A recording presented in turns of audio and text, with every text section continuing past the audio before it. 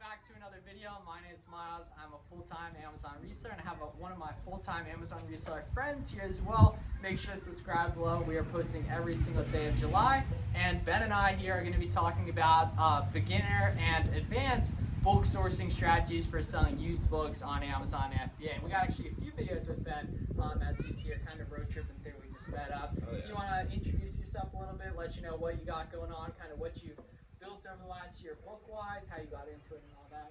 Yeah, so my name is Ben, Ben Books the World on Instagram. Yep. So I started doing Amazon FBA books about 2 years ago with my friend Zach. And from there I went from doing library sales, book sales, like thrift stores and free book pickups to eventually going into a warehouse with my new business partner Josh. And we're doing a bulk model now, and that's what I've been doing to this date up in Maine.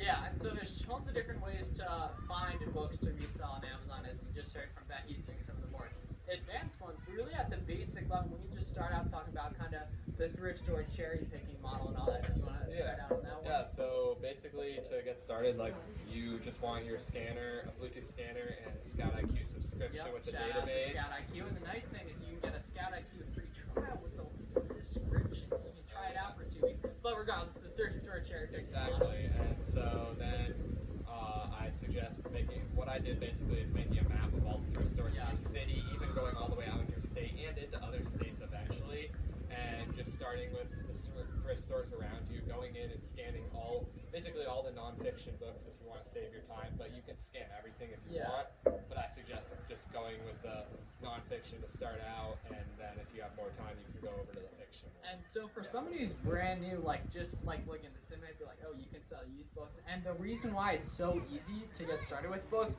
is because they're so cheap, right? Thrift stores, you know, like the max I've seen for books is like in our states is like, you know, $2, $1, 25 cents a piece. So you can buy a book for, 50 cents, right? Sell it for 15 bucks, and then, after the fees and everything, you might make, $4 to $6 profit on that. That's a ridiculous ROI and obviously it's harder to scale that specific model.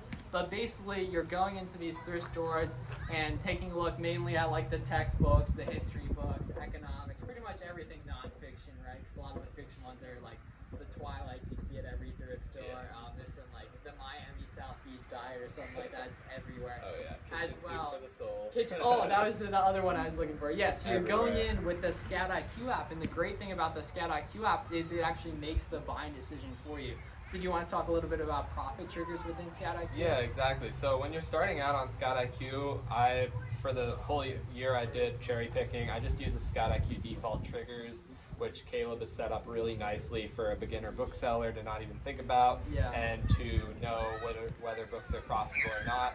And then you just want to put in the buy cost of the thrift store that you're at, and it will tell you exactly all the books that are profitable after FBA fees, and it'll be either green or red, telling you which books you want to buy. So it makes that decision, right? And if it's a green, you might put headphones in. I think it's a specific ding if it's green or red. The red is clear. It's like no.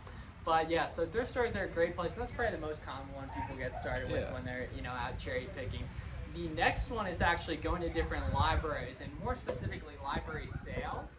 And so you want to talk a little bit about like library sales and that whole thing? Yeah, so library sales are awesome to get like good inventory, and so you can go to booksalefinder.com, and booksalefinder.com will show you all the library sales in your state and the ones that are upcoming in different towns, how many books they are, when they are. It's very detailed. They have preview sales, which preview sales, you always want to go to the preview sale, because the preview sale is basically, sometimes you'll pay an entry fee. And it might be like 2 hours, like the night before.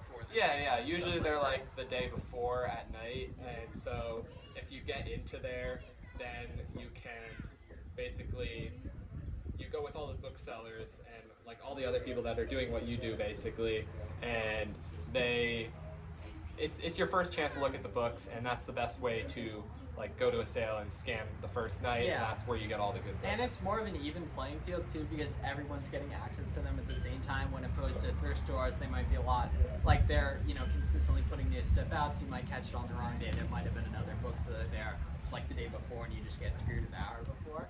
But like library sales, also from my personal experience, they're a lot more organized, so everyone kind of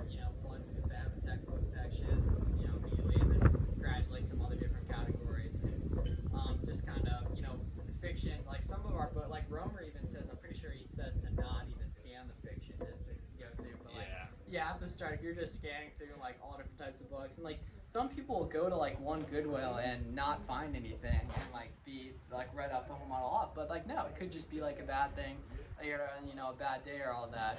And obviously like library sale quality, varies a lot too, and even like with the bulk quantities you're getting in, and actually having a warehouse and everything. And like we said earlier in the video, Ben has a full like warehouse where he has like systems, employees in place and everything.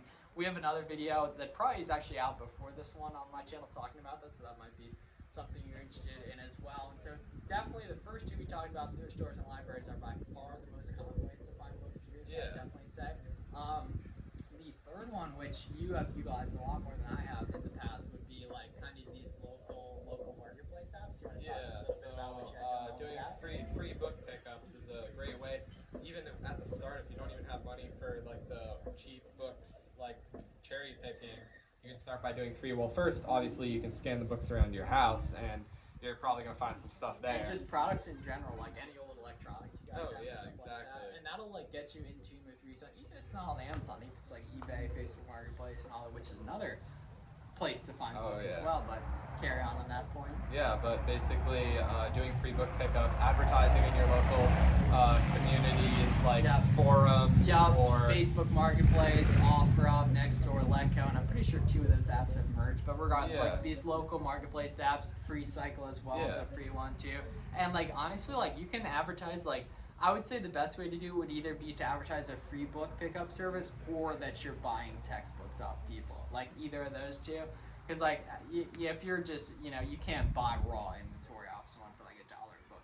That would not be a problem. Because like I said, like in the same way that going out to books, like what percentage of, thrift store books would you say on average are profitable? I would say if you're getting over a 10% accept rate, that's about what I was going to say. You're crushing it at that really thrift high, store. Yeah. And once again, accept rate is because when you're scanning on Scout IQ, the app tells you what to buy and what not to buy, so it makes the decisions really good for you. And so kind of the fourth, sourcing method and niche would really be just talking about like textbooks, which are a whole category on themselves. And the reason why textbooks are a lot better is because they're so much more expensive. If any of you guys are in college, you know how expensive textbooks can be. So likewise, they're a great flipping opportunity as well. So you want to talk a little bit about the textbook flipping strategies? So I haven't done a ton of stuff with the textbooks, but I have done like 1 or 2, and basically like advertising to kids from your school who are in college right now, like at the end of your semester, putting stuff on your Snapchat or your Instagram stories, telling them that you're buying their textbooks, or you can either go with the buying their textbooks at a percentage of whatever the Scout IQ price is, or another option, which I did once or twice, is getting the books from the people and selling them at a 50-50 consignment. And that's great because you put no money up front. Exactly. And additionally, in terms of like finding textbooks, like obviously your own network you have, like your own social media network and everything, but also like specifically from the college perspective, like there's class groups for like Facebook groups. There's you're probably in different activities and everything. And this is something we talked about in that other video we filmed, or one of the other videos we filmed, was just kind of being the book guy and everything. So you want to talk a little bit about like kind of building the reputation as the book person? Yeah, so in Vermont, I was always posting on obviously the different forums, and then just everyone at school, and talking to people. I was always talking about how I did books, how I do free book pickups, and so when people had books to get rid of, I was the person that they usually contacted. And even after I moved to Maine, I was still having people email me all the time, like about picking up their books. And so once you get cemented as that book guy, people are always going to go it creates inbound opportunities, especially creating business cards, and not just you going outbound. And so definitely, those are great. There's also some other book sourcing strategies as well. And like I said, Ben and I have actually filmed 2 other videos that'll, if they're not already up, they'll be on my channel as well, talking about kind of your experience, different strategies you've used, and all that. But yeah, man, it's great having you on the channel once again. Oh yeah, thanks. It's gonna be a good road trip. He's heading all the way down. He started out in Maine. He's heading to New Mexico. Oh yeah. So appreciate you guys watching. Make sure to subscribe below. I'll see you in the next.